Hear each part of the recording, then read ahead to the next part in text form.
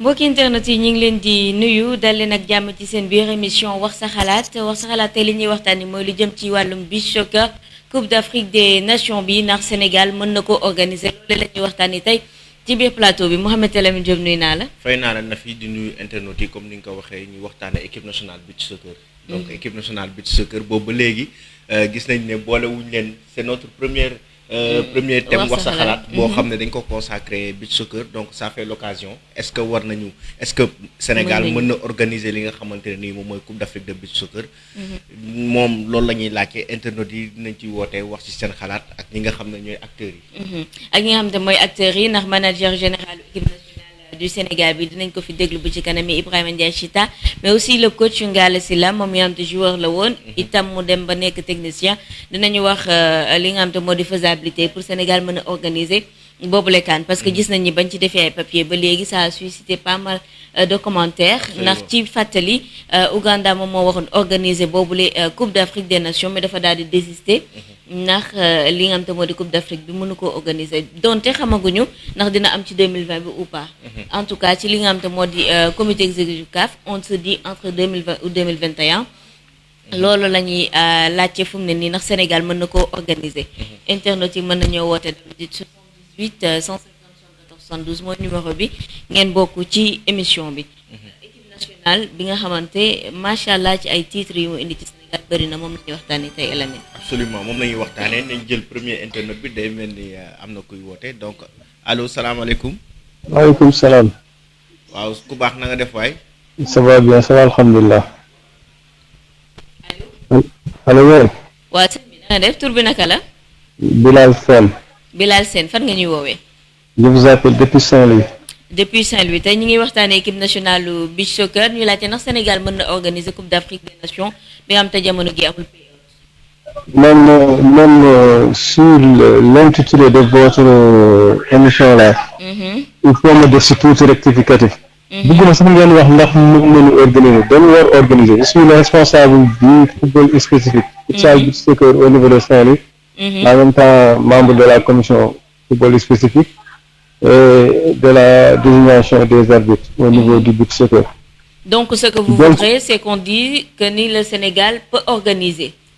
Ou bien le Sénégal doit organiser. Doit organiser. C'est une demande maintenant, non seulement nationale, mais internationale. Même au niveau, en dehors du Sénégal, les férus du beach soccer nous disent vraiment il est temps que vous organisiez cela. Donc, c'est une demande internationale maintenant, ce n'est plus national. Nous sommes maîtres de l'Afrique avec 5 trophées. Et 5 trophées, nous avons à l'extérieur indiqué. Donc, impérativement, nous avons fait pour organiser. L'organisation aussi, nous plaider pour qu'on le fasse à Saint-Louis. À Saint-Louis, oui. Au moins décentraliser un peu. Parce que Saint-Louis a tous les exigences, le beach soccer sort pour organiser une CAN. Expliquez-nous s'il vous plaît. Expliquez-nous s'il vous plaît. Saint-Louis am na ko ba mën a organiser. waaw su ñu jëlee exemple ci plage bi ñu amee. plage bi macha allah c'est des kilomètres yoo xam ne mën nañ fa monter lu mu dee toujours 10 terrains de beach soccer. ba pare les hôtels sont à 5 mètres de la plage. Tout le long de la plage, c'est des hôtels qui sont là-bas. C'est loolu la jëkk soxla d'abord. Ensuite, bon, compte tenu de la situation sanitaire actuelle, Saint-Louis est moins infecté actuellement. Par rapport à Dakar. Et ensuite, il y a pas, comparativement à Dakar, les dépassements sont plus faciles. Il n'y a pas d'embouteillage et autres. Mais par exemple, li ma leen ko mën a expliquer bu ngeen demoon Rio de Janeiro. xam nga rek Saint-Louis moom moo am plage bu similaire ak foofu. ak bu Rio, ouais. ak bu Rio, waaw. Je suis d'accord avec lui. Mohamed, il est d'accord. Je suis d'accord parce que ku xam hydrobase xam ne côté géej la boo xam ne sàmm nañ ko. ndar baa ngi. waaw sàmm nañ ko ba pare am na espace aussi. quoi qu'on puisse c'est pas comme les plages de Dakar. waaw hydrobase boo xam ne ndar yi dañ ci teg seen bakkan waa ndar dañ ci teg seen bakkan am na espace. donc je pense que war na mën a comme ni mu ko waxee bëri na ay terrain beach soccer yu ñu fa mën a war a mën a def. maanaam ñaari match mën na dérouler. ñaari match de Coupe d'Afrique mën na dérouler en même temps. te Coupe d'Afrique beach soccer comme ni ko gars yi yaakaar dem dégg naa bi des fois ñu naan nañu indi benn poule fii ñu bëgg la Coupe d'Afrique de beach soccer ce n'est que 8 équipes. ñoo xam ne mën nañu jouer sur place. ça ne dure qu'une semaine. mën nañu jouer sur place nekk sur place pendant une semaine jouer mu jeex. D'accord. waaw ça ne nécessite pas ay déplacement yoo xam dem tey football fii poule bi non lépp ça peut se passer sur place. Merci beaucoup. Merci d'avoir partagé votre avis avec nous et surtout la proposition de Saint-Louis. Merci beaucoup. Merci beaucoup. Mi ngi noonu suñu premier intervenant depuis Saint-Louis. maa ngi nuyu sama famille yëpp la famille qui est à Saint-Louis di nuyu samay maman yi nekk foofu donc ak samay mag. d'accord waa Sor Balakos maa ngi yow ñoo man waa Corniche laay nuyu ak waa Balakos. soriante ak rue de Paris. rue de Paris tamit. d'accord mi ngi noonu ba tey ñu ngi waxtaanee li nga xam te moo di organisation Coupe d'Afrique des Nations de beach soccer fii au Sénégal suñu mbokk bu njëkk bi depuis Saint-Louis moom wax na ni c'est possible et il a aussi donné lieu yi nga xamante ne fa lañ koy organiser et pourquoi Saint-Louis mën a abriter li nga xamante moo di Coupe d'Afrique des Nations peut-être bu ñu amul internet dañuy woo manager général équipe nationale bi avant ñuy jàll ci coach bi bu ñu woowee Chita parce que ñàkkul ni Alamine mooy bi Sénégal doon préparer li nga xamante moo doon Coupe du monde bi ba invité bi woon équipe bu Marseille bu beach soccer bi li nga xamante organiser nañ ko woon comme compétition foofu joxoon nañu firnde ci ni ñuy organiser compétition fii nii ci Sénégal ba ñu toogee sax il faut ñu accepter benn affaire que ne Sénégal beach soccer Sénégal kenn jàppale wu ko. Sénégal beach soccer bokk na ci sport boo xam ne dañ ko délaissé. su ma nee délaissé mooy sport la boo xam ne dina indi ay titres. indi na fi titre équipe nationale bi am problème pour que président de la République recevoir leen. je n'ai rien contre le mini-foot indi na fi titre président recevoir leen. alors que beach soccer depuis des années. dañu constant ci li nga xamante ne nii moom mooy wax dëgg neex yàlla ci ay titres. On a Ibrahima Ndiaye Chita en ligne, manager équipe nationale du Sénégal. D'accord, salaamaaleykum. Waaleykum salaam. allo. oui. salaamaaleykum monsieur Ndiaye. waaw maaleykum salaam waa Wiir Sport. ñu ngi lay ziar bu baax a baax yaa ngi en direct ci émission wax sa xalaat ñuy waxtaanee li nga xamante ne nii moom mooy organisation. Coupe d'Afrique de beach soccer ndax Sénégal peut organiser ou pas. D'abord dama leen di remercier. ci vraiment yéen bi ngeen am ba invité ma pour ma mën a wax ci li nga xam ne lii moo yitteel Sénégal temps yi. maanaam muy organisation Coupe d'Afrique de beach soccer. man sax dafa naa ne sax discipline bi. eggul benn niveau benn bi mais je me rends compte que ne vraiment intervention yi bari na lool pour Sénégal war a mën a organiser Coupe d'Afrique bi. donc ñun ñi nga xam ne ñii nag ñun ñoo ci ne. ñun dañuy joxe rek suñu position la ñuy joxe rek. mais da des xam nga c'est la fédération et l'État du Sénégal. le dernier mot ñoom la revenir. mais tamit bu ñu xoolee aussi bëgg askan wi aussi. war nañu mën a seet ba xam ndax lii war naa mën a ne wala mënu ne et c'est là où il faut poser le débat. monsieur Ndiaye maa ngi doon bi ñu lay woo maa ngi wax léegi que ne Nafi ma ne ko beach soccer ci man sama xalaatu bopp la. ma ne ko dama jàpp ne dafa nekk fii Sénégal discipline boo xam ne joxuñu ko àqam parce que depuis des années. ñi ngi gagné ay titres ñi ngi def ay performances mais taxaw bi ci état bi wala ministère des sports war a taxaw dëgg amuñu ko d'accord nga ak man ci avis boobu. waaw mais ñun xam nga sax état bi taxawu ci on a eu la chance. de tomber sur un président de fédération xam nga dafa am solo. bu nga xam ne bii moom dafa bëgg a discipline. te sama waxu démb mooy sama waxu tey rek. xam nga ñun ba ñuy tàmbali discipline bi laa na leen woon. bu kenn laaj dara. su ngeen bëggee ñu dimbali leen. mais nañ leen def ay résultats. bu ñu def ay résultats on sera obligé de ñu accompagner. et loolu moo am xoolal tey lu mat sept coupe d'Afrique la joué ko. 7 gagné 5 yi. def 7 coupe du monde. am xam nga li Augustin waxoon rek laay ñëwaat tey. bi muy ñu koy jox trophée yi. mu ne devant yéen ñoo ngi yéen final. wax leen ma seen 10 ans là ban discipline moo fi def lii. bi ñuy jël kii mu ne teg leen ñu teg kii trophée yi. mu ne lii ban discipline moo ko fi def. donc moom le fait que moom sax mu nangu loolu. bëgg discipline bi aussi ñu def ci xaalis bi nag lu ne. la fédération lu ne. def nañ ko ci. donc ñun loolu moom mbégte la pour ñun te gis nañu aussi vraiment au début les gens ça les intéressait pas tellement mais au fil du temps les Sénégalais ont commencé quand même vraiment à aimer à suivre la discipline. ba nga xam ne bi léegi yow finalement après. gisoo tey jii à midi la ma DTV o midi la ma DTV o di wax ton avis sur la Coupe d'Afrique tey yéen encore fii ngeen woowooti ma encore nii dama laajaat encore sur la discipline. mais jàppale bi c'est vrai des na surtout au niveau aussi de y a pas cette volonté politique là. pour accompagner la discipline y en a pas. mais alhamdulilah rabbil alamin bi ñu yàlla boole président boo xam ne à chaque fois qu'on a dit que président voilà ce dont on a besoin et tout de suite il dit bu ma leen ko joxoon rek dafa nekkul. mais tant que l'argent est là dans les comptes de la fédération tout programme que vous ferez moi je vous accompagne. te loolu ñun gis nañ ko dudd nañ. voilà. pour organiser une CAN il faut mu am volonté politique comme ni nga ko waxee ni maanaam état moom mooy jël décision bi organiser li nga xam te moo di CAN bi yéen instant bi yéen acteurs yi bëgg ngeen ko ñi nga xamante itam mooy amateurs yi bëgg nañ ko mooy intérêt public bi est-ce que yéen a ngi waxtaan jamono jii ak fédération pour li nga xam te moom la intérêt public bi bëgg li public bi bëgg ngeen mën ko matérialiser muy organiser CAN bi. mais effectivement. effectivement li nga wax ni mooy li am. organisation bi moom. ñëpp ko bëgg. ba même fi mu ne nii sax gis naa benn responsable Diourbel. bu ne ñoom ils sont prêts à organiser la Coupe d'Afrique à Diourbel. à Diourbel ñoom waaw pourquoi pas. mais li ci ëpp solo d'abord avant que ñuy wax ban région wala il faut que déjà que les responsables aussi daje. cerner affaire bi xool ba xam comment on peut organiser la Coupe d'Afrique parce que léegi rek laay déglu léegi.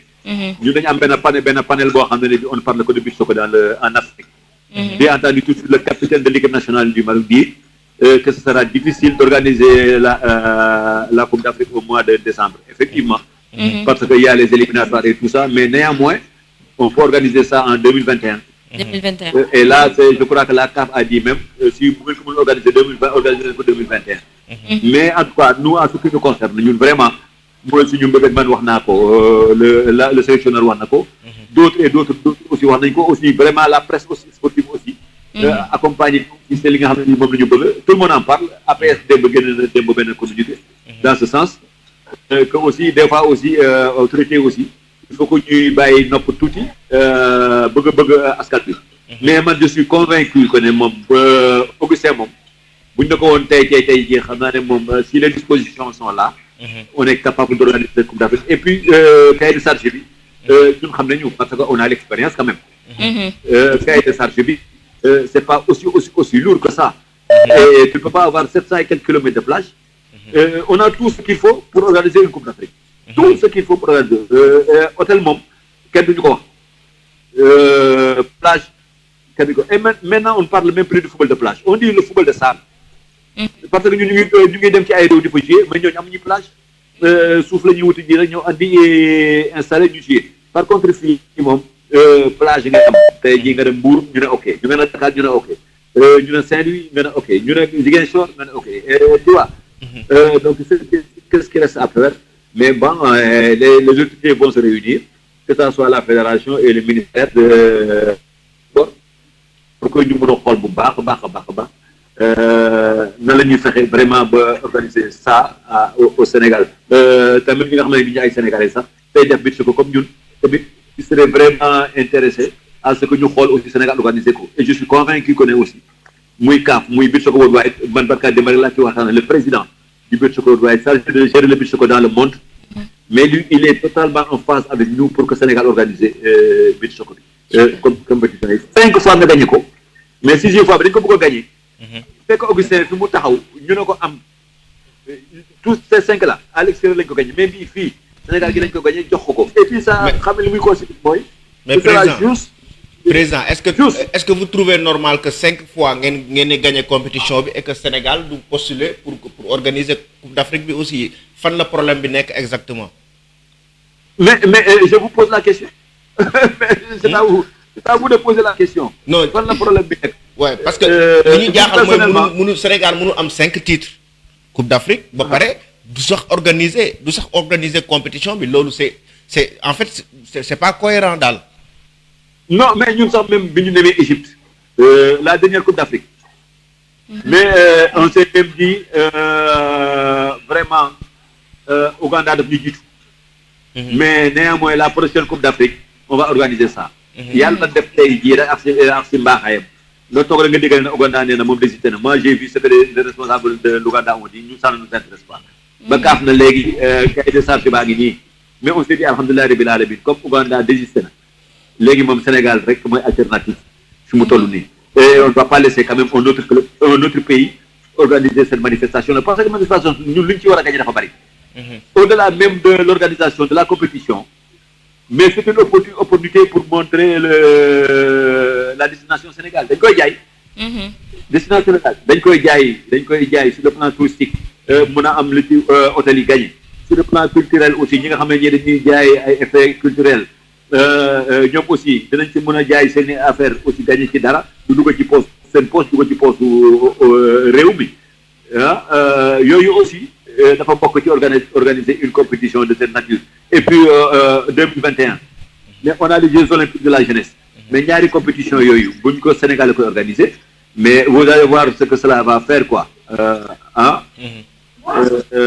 voilà on saura que quand même on n'est pas une petite nation voilà. Mais lan mooy doon objectif yi en terme de si biir compétition bi en tout cas lan sportivement lan mooy doon objectif yi. Non xam nga la dernière fois on a fait une bi ma waxee ba stade bind. J'ai envoyé le document à mes gars dañu am benn panel. Mais je leur ai dit moi j'organise pour gagner. Ok man.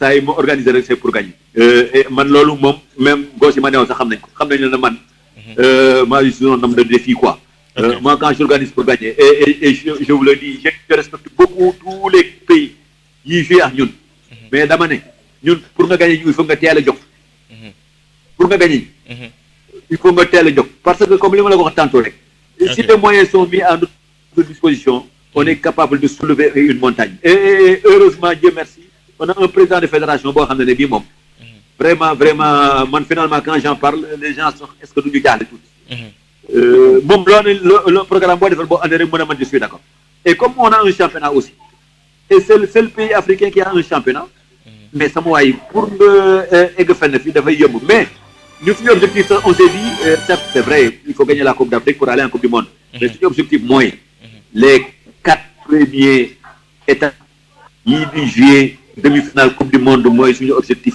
ñun d'abord c'est ça on l'a raté la dernière fois au Portugal ça nous est resté à travers la gorge parce qu'on savait qu'on était capable de gagner quand même le Portugal en quart de finale bon ñu teg la ñaari yoon ci quart de finale da koy di que ne ñu ngi ci yoon wi di ñëw nii ñu ngi ci yoon wi di ñëw et le groupe est toujours là le groupe est toujours là vous n'avez pas une équipe vieillissante avec vous n'avez pas une équipe vieillissante pas du tout xam nga loolu moo garaaw ci biir soko bi le Portugal pour gagner 2 fois la Coupe d'Afrique la Coupe du Monde 2005 ba léegi c'est les mêmes qui jouent là 2005 ba léegi moo tax Manchester tu as vu il a arrêté le capitaine à 42 ans Manchester le capitaine bi mu gagné nii la léegi nag mën naa bàyyi nag pour laisser maintenant la place aux jeunes nous on a vraiment des gosses qui sont très très jeunes 28 ans moyenne d'âge 22 ans am na ñoo xam ne dañuy doog commencer mais bi soo ko dafa wute foot à 11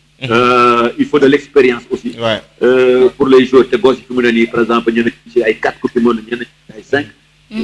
C'est ça qu'il faut faire quand même pour progresser dans la discipline quoi. Mais boo ñu rek wax ne non kii qui a vu 2005 ba 2009 presque boo xoolee équipe nationale bu Portugal ay 3 wala 4 toog ñoo koy jógee mais ñoom li ñu bëggoon nañ ko mais ñun on a des joueurs vraiment quand tu vois gars yi leen ñeme Afrique bariwul de. D'accord. gars yi leen ñeme bariwul de. Merci. Tu n'as pas vu mon ami ivoirien, qu'est-ce qu'il a dit? Qu'est-ce qu'il a dit? Il a dit la Côte d'Ivoire va s'imprégner de Chita. Il m'a dit, mais Chita veut qu'on s'imprègne de toi, quoi. Pour au moins gagner la Coupe d'Afrique. Comment tu comment tu... J'ai dit non, je vous dirai après. Ouais, pas de secret. On ne dévoile pas les secrets. Non, Le coaching non. On va tout de suite appeler le coaching Gala Sylla dans non pour avoir ses impressions.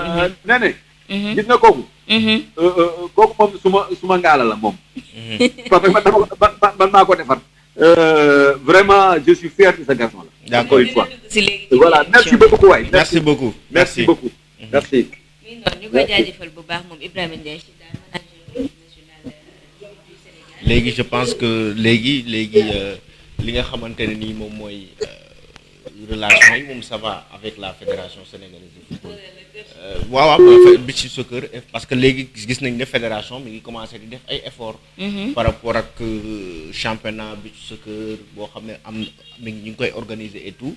comprendre nañ ne que discipline la boo xam ne waruñu ko négliger parce que en termes de sur le plan sportif li muy indi ci ay trophées bëriwul ay discipline ci côté football boobu je veux dire yoo xam ne ñu ko fiy def Sénégal parce que 5 coupes d'Afrique c'est pas donné à n'importe qui. Oui, vraiment peut-être reconnaissance yi nga xam ne moom la ñëpp doon wax pour man sax terrain d'entente am na entre fédération ak équipe bi ci boppam peut-être problème bi dafay nekk ci diggante ki nga xam ne moo di ministère des sports parce qu'à un certain moment équipe nationale bi bëggoon nañu gis président bi mais malheureusement ça n'a pas abouti.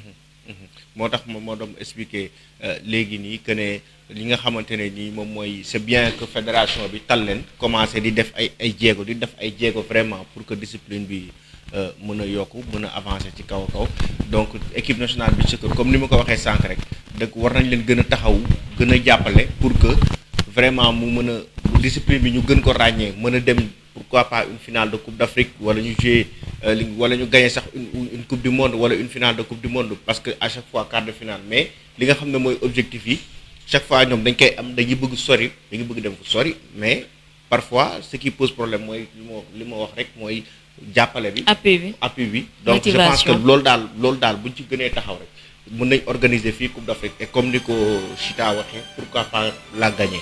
ñu jël benn internaute avant ñu woote allo. salaamaaleykum. maaleykum salaam. na nga def soxna si dama bëggoon participer. ça va sëñ bi maa ngi fi tur bi naka la. Serigne Mansour Ba. Serigne Mansour Ba. waaw. d'accord yaa ngi ci biir émission bi yow la ñuy déglu. waaw. allo maa ngi nuyu ñëpp. di rafetlu émission bi ci biir soccer bi ñu waxtaane. jaajëf. damay wax à travers Zangala. xarmali. waaw da ngay couper retour bi comme ça nga déglu sa téléphone directement. baax na. léegi maa ngi jégalu si retard bi dama may di war a jël en cours. dëgg problème bu beach soccer bi pour man war nañ ko mën a organiser au niveau du Sénégal. mais foog mu doon comme lu jàmp la ay tribune démontable.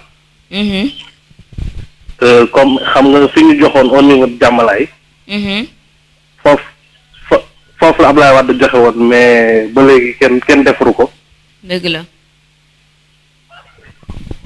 loolu moo ko xaw a yéexal. léegi ndax comme niveau communes yi laay jox njëkk a jox fët bi tamit commune Dakar yi ak communes yi en place ci Sénégal. xam nga Sénégal niveau bu toll nii waroon naa may terrain bi soccer bu baax ci plage bi lu mu bëri ci Sénégal. xam nga bu ñuy wax ay lu mat xam ñaata kilomètre plage am na Sénégal te amul benn terrain bët soko bu baax kon loolu défaut commune yi la maire yi ak défaut ministère des sports yi fi mës a jaar yëpp waaw ñooñu lay njëkk a jox responsable te boo xoolee am nañ lu mat ñaata coupe d'Afrique dem ci coupe du monde xam nga sport buy tax ngay gagné da nga si war a mën investir au moins basket bi sax ñoom góorgóorlu lañ ba am benn stade boo xam ne stade mondial la kon beach soccer bi li mu def ci àdduna bi war na mën a am stade boo xam ne ñëpp koy coow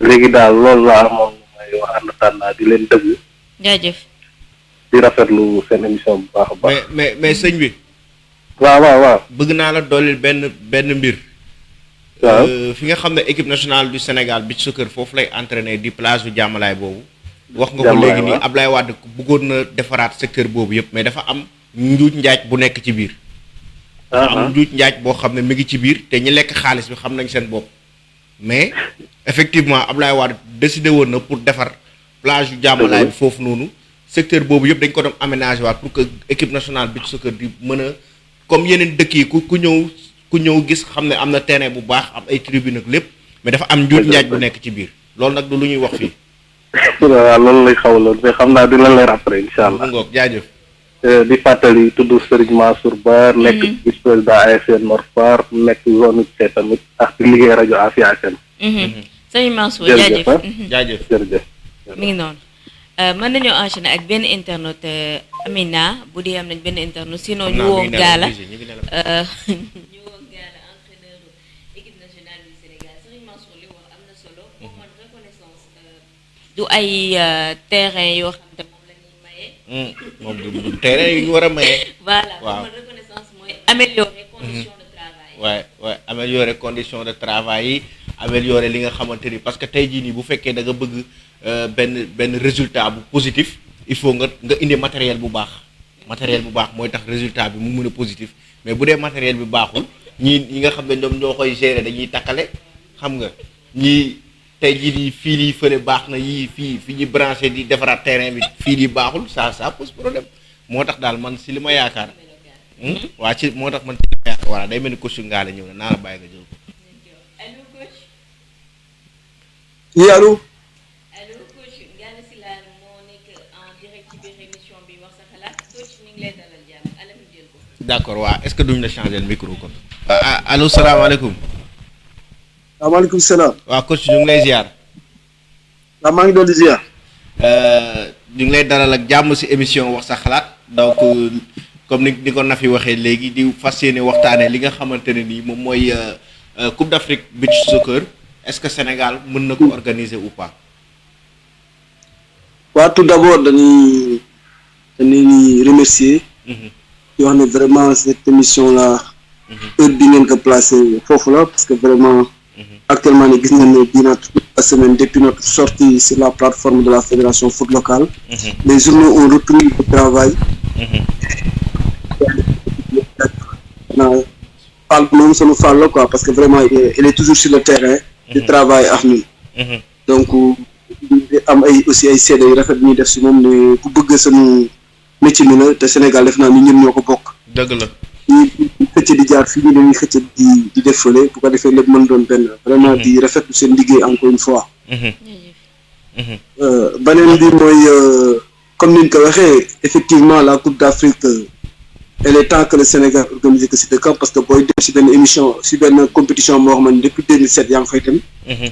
yow fa nga fekk am ay continents yoo xamante ne tey ay du moins ay pays yoo xamante fa nga leen fekk.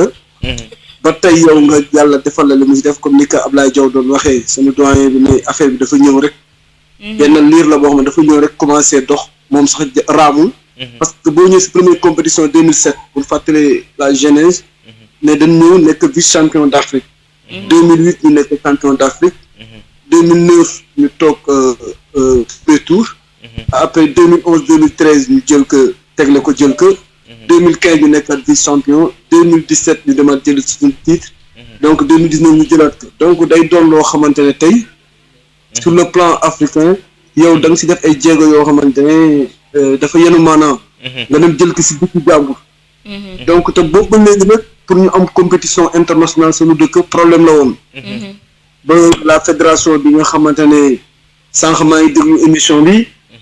li ngay wax la fédération Sénégal actuellement mu ngi ciy def ay jéego. effectivement loolu ñuy dëggal la parce que bu ñu fàttee ne jamonoy Mendy yi. yàlla na ko yàlla xare àjjana ba tey jii ñuy wax la fédération amul benn yoon boo xamante ne teggi na tàggaam quand même si affaire bi à chaque fois mu ñuy dooleel. mais dafa am loo xamante ne du fédération rek moo koy def. État aussi da koy def parce que tey la fédération n'a pas le droit de construire ay infrastructures parce que gars yi sport aussi foog ñu xam. ku si nekk lan nga war a def. sinon dëkk bi lu waaye neex rek day def. tey la fédération bu même bu gagné woon xaalis venant de la FIFA. on n'a pas le droit de construire ay infrastructures. au contraire mën nañ ko def si yeneen secteur mais pas construire ay infrastructures parce que comme ni ñu ko waxee infrastructure ça dépend des communes. ou bien l'État comme les communes moom c'est des démembrements de l'État. donc lu si mel ni Yoff le maire de Yoff que je lance un appel Abdoulaye Diouf Sarr. mënoon na ñëw te wax Yoff ne ñoom tey jii Yoff dañ am des internationaux ñu si j'en profite pour am benn projet te wax ka fi balaa muy dem. ay conseils nga ko jox boo demee wax ka même chose boo golf même chose foo dem si plage yi ñoom seen i maire waroon nan d'autant plus avec l'acte 3 de la décentralisation ñoom tey man ay pouvoir yoo xamante ne. war nañ man def loolu. donc loolu du loolu fédération la fédération maintenant ce qu'elle peut faire mooy par exemple ces instances yi mu am ay locaux par exemple lu si mel ni Guéréo lu si mel ni Tubaab Jalaaw là mën na fa def ay terrain d'entraînement.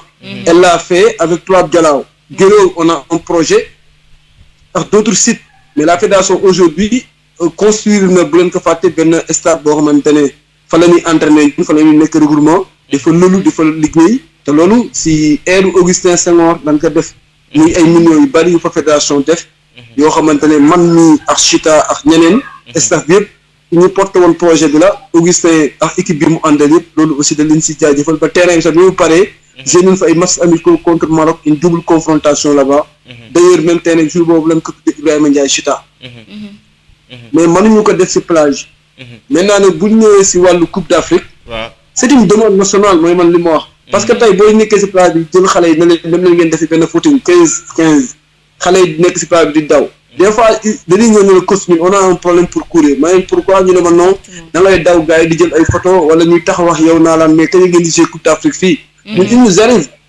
bu ñuy def seen dernière séance dañuy ñëw di def ak ñun ay photos de famille supporters yi foofu mais dañu laaj à chaque fois que mais pourquoi ñun duñ jouer fi ay matchs amicaux la moo tax ñoom duñ jouer fi ay matchs internationaux duñ invité équipe bon ñun duñ porter tamit projet bi la fédération avec l'aide du DTN Yacine que je salue au passage donc je pense que là il y a des améliorations qui sont en train de faire parce que l'année dernière on n'a pas mal joué des matchs amicaux ici à Dakar avec Marseille Beach Team on a joué avec le Maroc une double confrontation donc on a joué ici en éliminatoire contre le Cap-Vert. Mais quand même, comme je l'ai dit, il y a des autres entreprises qui devraient porter, comme le semaine de taille, je ne vais pas faire la publicité, mais le semaine de Lonance, Orange, pour ne citer que cela, nous taille porter le flambeau, si c'est une structure, nous organiser des tournois majeurs. Parce que les tournois des tournois majeurs, que ce soit en Afrique du Sud, aux États-Unis, en Europe, partout, l'année dernière, la mondialité, une entreprise nous, par exemple, Copa Lagos, c'est rien d'autre que la Coupe de Dakar, par exemple.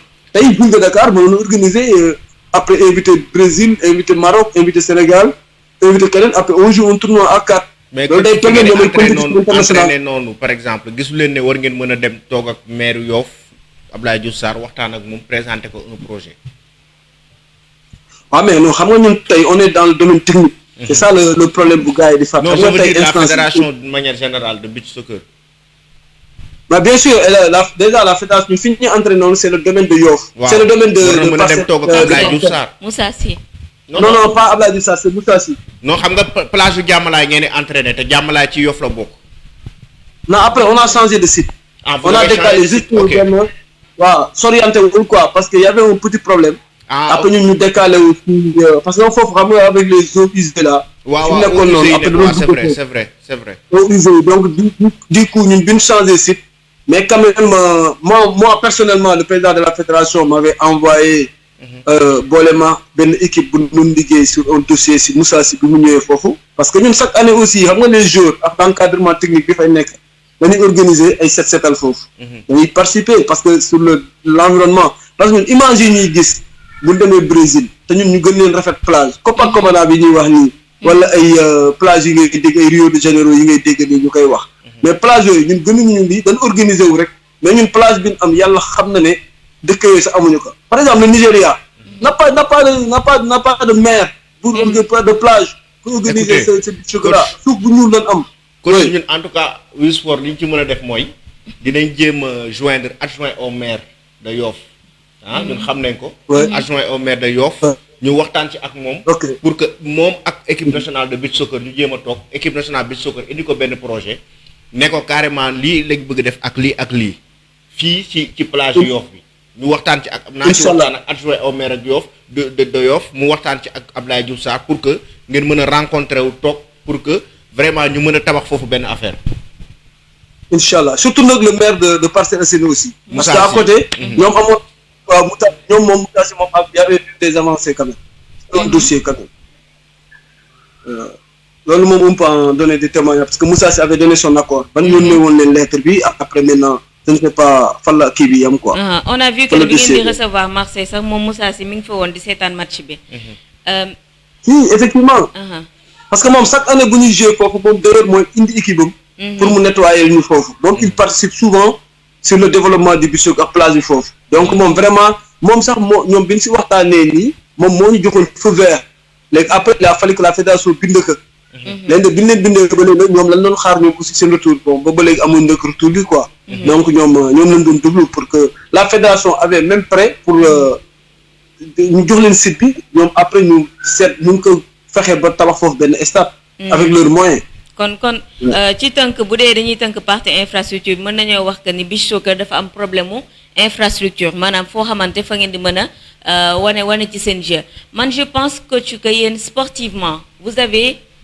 tout fait que ce soit en Afrique wala dans l'Europe instant bi ci classement mondial bi vous êtes dans le top 10 am na classement yu bëri yoo xam ci ay discipline fii ci Sénégal amuñu classement boobu noonu mondialité bi yaa ngi koy wax nation africaine la boo xam te vous êtes respecté en Europe Afrique fii kenn waxaale ko seen suprématie ngeen di wane saa su nekk mais ci sa biir wax sax dégg nañ ko nga ni organisation moo manqué c'est-à-dire que tey Sénégal nii bu doon organiser dañuy yem ci Sénégal bi nga xamante jël na 5 fois li nga xam te moo di Coupe d'Afrique en Europe mi ngi représenté bu baax Afrique comme ni ma ko waxee ci classement mondial bi mais Sénégal amagul li nga xam te moo di expérience organiser événement et ça day nekk benn affaire boo xamante ci biir dossier bi mën na nekkal frein au Sénégal alors que Sénégal macha allah ci beach soccer. non bon vous savez ñun nag foofu am na lu ñu yàlla may quoi. parce que vous savez même li fi xew yëpp si ay organisation si ay tournois au niveau de l'UFOA B ou bien des tournois continentaux yi fi am fii. donc je pense que Sénégal chaque fois da siy sortir.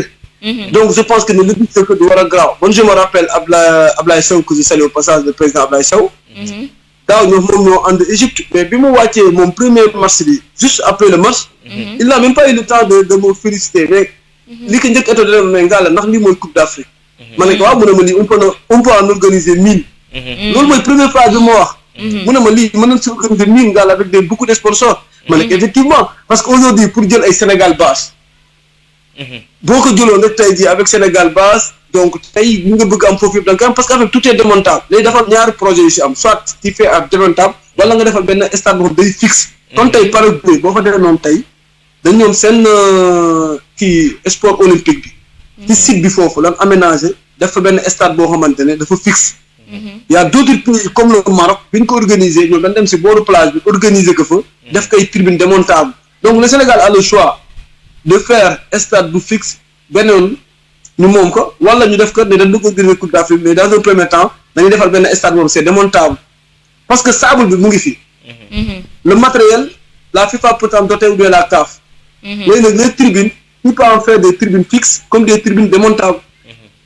waa léegi ko journalistes yi pare nañ ñi nga xam te ñoom ñoo bëgg beach soccer pare na yéen ñii dirigeants yi pare ngeen ndax yaa ngi wax ay ñu defar ay stade fixe matériel beeg lépp xam ngeen fan nga ko jëlee coach lan moo des ci dossier bi.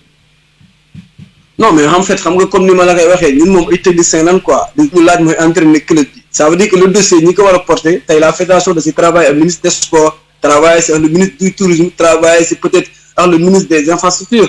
donc ñoom ñoo ñëpp bu ñu si travailler parce que on est dans un état très organisé. et puis il faut respecter la hiérarchie.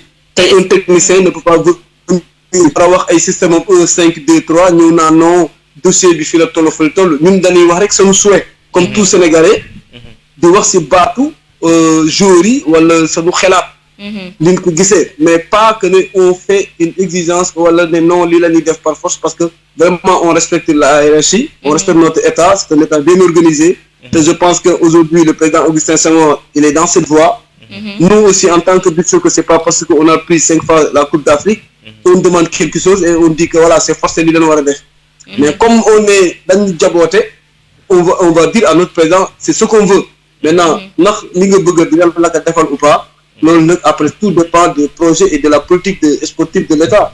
D'accord. La Coupe d'Afrique en 2020 ou bien en 2021 ban moo ci arrangé yow équipe bi nga téye instant bii nii 2020 wala 2021. Non, vous savez, un technicien ou bien un joueur, son objectif c'est de compétir. T'as dit l'intoni football l'intoni yungu ça ne change pas. Parce que quoi qu'on puisse dire, ne serait-ce que les perdus bi nga xamantene xalé fédération dina leen ko jox chaque semaine. Lolu non wala perdus ñu ci am wala la tout asnew li ñu ci am diko jox sen jabot. Donc ñoom ñu tok di xaar ba 2021 ça ne change pas. Donc bu mané nek 2020 ñun ñu gënal. Donc parce que tay dit aujourd'hui ak Covid bi bobu légui les gens ne bougent pas. Donc bu ñu fa naree toogaat di xaar ba 2021 vraiment sur le plan financier day joxe beneen bi aussi mooy les années passent donc ay gars yi aussi dañ bëgg a mënuwaay seen talent ailleurs il faut que ñu bouger parce que sportif moom surtout xale bu si tolloo yaramam day laaj mu yëngu bu yëngu rek donc loolu mooy sur le plan pratique donc lan aussi sur le plan psychologique toog xaar bi dafa metti d'autant plus que depuis bi ñu jógee coupe du monde ba léegi les gens restent à la maison ne serait-ce qu'on leur donne un programme pour aller courir, on a hâte de retourner à la plage, ne serait-ce que pour toucher le ballon quand même. Merci beaucoup. Merci, c'est moi qui vous remercie. Merci beaucoup. Coach Ngala, merci beaucoup. Mu nekkoon coach Ngala Sylla nekk entraîneur équipe nationale du Sénégal. Alors mën nañoo retenir par rapport ak intervention moom ak Chita que ni du côté de l'équipe nationale en tout cas ñoom pare nañ pour compétir fii nii à domicile. ñoom de leur point de vue li nga xam te moo di côté organisation duñ ci am problème parce que plage baa ngi fi et que méthode yi nga xam te moom la ñuy utiliser pour organiser CAN am nañ ko maintenant nag ce qui reste à faire mooy comme li ñuy wax rek état moom mooy def volonté moom mooy manifester volonté pour abriter li nga xam te moo di Coupe d'Afrique des Nations mais quand même boo dégloo ñaari intervention yépp nii tu te rends compte que ni beach soccer au Sénégal palmarès la am mais côté organisation il y a trop de choses yoo xamante daf cee des parce que tey jii nii man je me dis que Sénégal bi jël 5 fois Coupe d'Afrique ñu koy invité ay mondialito pays bu mu bëgg a invité surtout fii nii na am te Sénégal ni mu mel côté plage pays bu mu bëgg a invité ci tournoi jëlay invité ci tournoi rien que le Sénégal t'invite à un tournoi fii nii da ngay dem wuy ji équipe nationale boobu noonu mais après il manque tout ce qui est côté appui bu dee équipe nationale da nga koy jàppale ko par rapport ak condition de travail yi nga xam te moom lay liggéeyee mooy stage yi nga xam te dañ koy yóbbu équipe nationale A bu football bi di ko yóbbu équipe nationale bu basket bi stage yooyu noonu yëpp ñu leen di permettre tournoi yooyu yëpp ñu leen di permettre pourquoi pas ñuy organiser ay tournois yoo xamante dina permettre sax ñuy détecter jeunes yëpp yi nga xam te ñoom ñoo nekk ci championnat beach soccer bi. waaw sauf que benn avancée am na ci mooy le fait que mu am li nga xamante ni mooy championnat. donc tey jii nii du ñàkk ay joueurs nekk Saint-Louis wala nekk Casamance wala fu mu munti nekk ñu évoluer ci beach soccer bi ñu mën leen détecter loolu déjà c'est une bonne chose maintenant comme ni nga wax léegi man je pense que problème bi ce n'est pas sur le plan technique ak ay problème de joueurs. On a un problème administratif problème boo xam ne war nañ ko mën a régler entre suma jumul man côté fédération ñu régler ko mooy ñu xool naka la ñuy mettre à leur disposition des moyens pour que ñu mën a le plus rapidement possible di organiser ay compétitions majeures parce que foofu la équipe nationale beach soccer du Sénégal loolu la tollool loolu la mérité. mi ngi noonu di organiser ay compétition di abriter loo xamante nit ñi dinañ ci mën a gis en tout cas beach soccer du Sénégal fi mu toll foofu la ñu toll ba moo sabab te mu tay bi ñuy laajte ndax Sénégal mën na koo organiser li nga xam te moo di Coupe d'Afrique des Nations en tout cas avec les réponses qu'on a obtenues des techniciens que ce soit manager beeg ki nga xam te moo di entraîneur bi firndeel la ni Sénégal jamono gi mën na ko te sax daf ko war a organiser. daf ko war a organiser absolument firndeel na ko donc je pense que dañ ko war a organiser foofu la ñu toll actuellement. ma bàyyi nga tàggatoo. waaw di tàggu internautes yi di leen jox rendez-vous demain incha allah. ci beneen thème ak beneen numéro di souhaiter sama bopp joyeux anniversaire. di sama bopp joyeux anniversaire di souhaiter sama bopp happy birthday baax naa yaru naa comme ni nga ko waxee woon bi ngay souhaiter sa bopp joyeux anniversaire baax nga yaru baax naa yaru naa. joyeux anniversaire waaye gis naa ne madame nag dafa accaparé anniversaire bi. sa madame. waaw daf ko accaparé daf ko mi ngi tontu message yi bi. Diop de yéen tas sa émission bi maa ngi koy remercier de passage. léegi bàyyi man ma wax la rédaction bi li ñu ma yóbbanti ci yow. d'accord rédaction bi nee nañ bëgg nga buzz. mën nga ruube. ba nga amee madame ba léegi mayoon jàmm mayoon salaam. mais joyeux anniversaire yi. moo ko internet yi ba suba incha allah à partir de 15h30.